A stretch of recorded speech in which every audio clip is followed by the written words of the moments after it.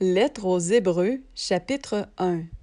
Élohim ayant autrefois parlé au Père à plusieurs reprises et de plusieurs manières par les prophètes, nous a parlé en ces derniers jours par le Fils qu'il a établi héritier de toutes choses, par le moyen duquel aussi il a fait les âges, lequel, étant la splendeur de sa gloire et l'empreinte de son être, et soutenant toutes choses par la parole de sa puissance, ayant fait par lui-même la purification de nos péchés, s'est assis à la droite de la majesté divine dans les hauteurs. Étant devenu d'autant plus excellent que les anges, que le nom qu'il a reçu en héritage est supérieur au leur.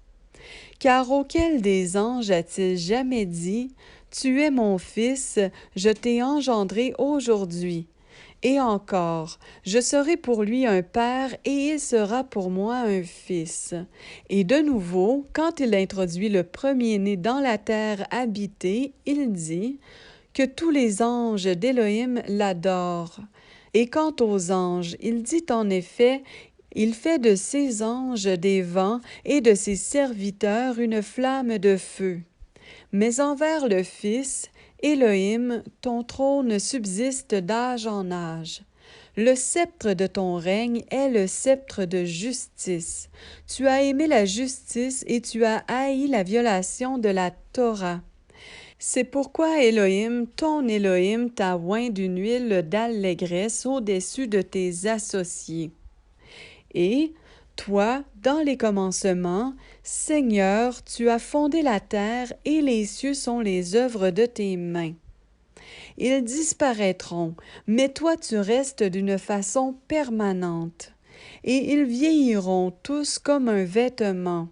Et tu les plieras en rouleaux comme un habit, et ils seront changés. Mais toi, tu es le même et tes années ne cesseront pas.